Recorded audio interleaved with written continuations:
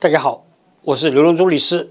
很多人问我说：“刘律师啊，你这个每天呢，这个又做节目又出庭，对吧？然后呢又见客人，又每天呢写东西，你怎么忙得过来？最重要的是，你怎么会有这个无穷的精力，对吧？”答案很简单，对吧？就是我们这个中华文化的瑰宝，2个字：针灸，不是一般的针灸。对吧？是 A+ 针灸，因为为什么呢？它不是 B， 也不是 C， 更不是 D， 它是 A， 不但是 A， 是 A+。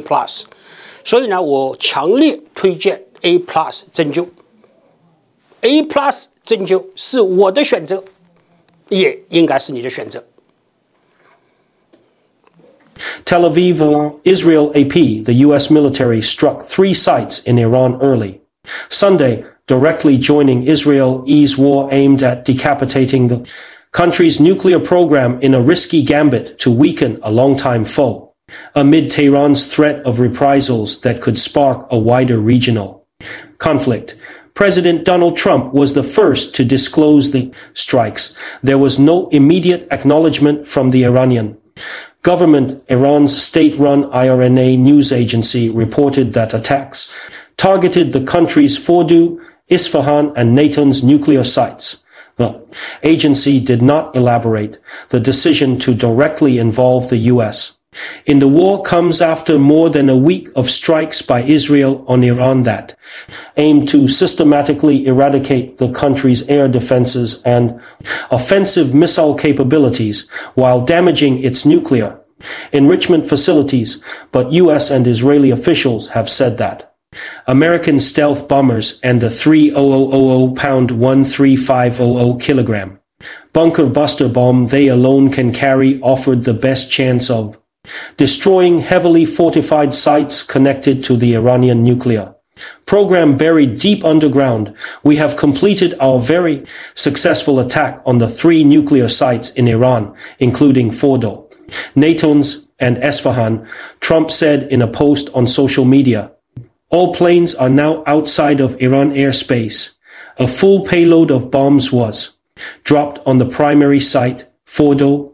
All planes are safely on their way home. Trump added in a later post that he would address the nation at 10 p.m. Eastern Time, writing, "This is an historic moment for the United States of America, Israel, and the world. Iran must now agree to end this war. Thank you." Israeli Prime Minister Benjamin Netanyahu praised Trump's decision to attack in a video message directed at the American president. "Your bold decision to target Iran's nuclear facilities with the awesome and righteous might of the United States will change history," he said. Netanyahu said the U.S. has done what no other country on earth could do.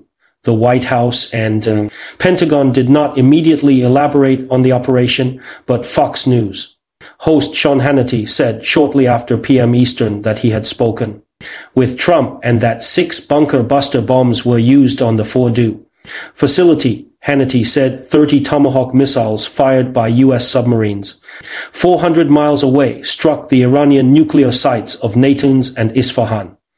The strikes are a perilous decision, as Iran has pledged to retaliate if the U.S. joined the Israeli assault, and for Trump personally, he won the White House on the promise of keeping America out of costly foreign conflicts and scoffed at the value of American interventionism.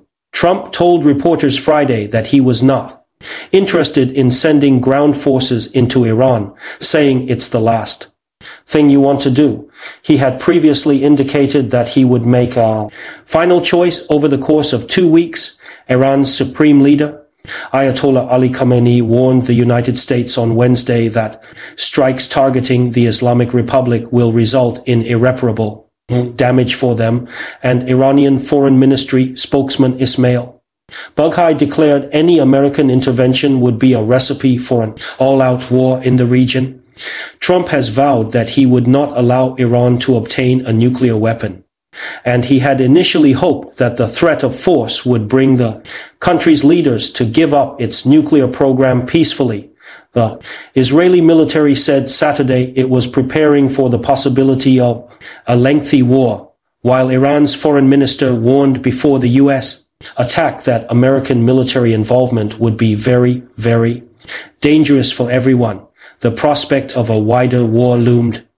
Iranian-backed Houthi rebels in Yemen said they would resume attacks on U.S. vessels in the Red Sea if the Trump administration joined. Israel's military campaign. The Houthis paused such attacks in May under a deal with the U.S. The U.S. ambassador to Israel announced that the U.S. had begun assisted departure flights, the first from Israel since the Hamas-led attack on October 7, 2023, that sparked the war in Gaza. White House Press Secretary Caroline Leavitt said Thursday that Trump planned to make his decision on the strikes within 2 weeks. Instead, he struck just 2 days later. Trump appears to have made the calculation at the prodding of Israeli officials and many Republican lawmakers that Israel's operation had softened the ground and presented a perhaps unparalleled opportunity to set back Iran's nuclear program. Perhaps permanently, the Israelis say their offensive has already crippled Iran's air defenses, allowing them to already significantly degrade multiple Iranian nuclear sites, but to destroy the Fordow nuclear fuel enrichment plant. Israel appealed to Trump for the bunker-busting American bomb known as the GBU-57 massive ordnance penetrator, which uses its weight and sheer kinetic force to reach deeply buried targets and then explode. The bomb is currently delivered only by the B-2 stealth bomber, which is only found in the American arsenal. If deployed in the attack, it would be the first combat use of the weapon. The bomb carries a conventional warhead and is believed to be able to penetrate about 200 feet 61 meters below the surface before exploding, and the bombs can be dropped one after another, effectively drilling deeper and deeper with each successive blast. The International Atomic Energy Agency has confirmed that Iran is producing highly enriched uranium at Fordow, raising the possibility that nuclear material could be released into the area if the GBU-57A or B were used to hit the facility. Previous Israeli strikes at another Iranian nuclear site, Natanz, on a centrifuge site have caused contamination only at the site itself, not the surrounding area. The IAEA has said Trump's decision for direct U.S. military intervention comes after his administration made an unsuccessful 2-month push, including with high-level direct negotiations with the Iranians aimed at persuading Tehran to curb its nuclear program. For months, Trump said he was dedicated to a diplomatic push to persuade Iran to give up its nuclear ambitions, and he twice in April and again in late May persuaded Netanyahu to hold off on military action against Iran and give diplomacy more time. The U.S. in recent days has been shifting military aircraft and warships into and around the Middle East to protect Israel and U.S. bases from Iranian attacks. All the while, Trump has gone from publicly expressing hope that the moment could be a second chance for Iran to make a deal to delivering explicit threats on Khamenei and making calls for Tehran's unconditional surrender. We know exactly where the so-called supreme leader is hiding, Trump said in a social media posting. He is an easy target, but is safe there. We are not going to take him out kill, at least not for now. The military showdown with Iran comes 7 years after Trump withdrew the U.S. from the Obama administration brokered agreement in 2018, calling it the worst deal ever.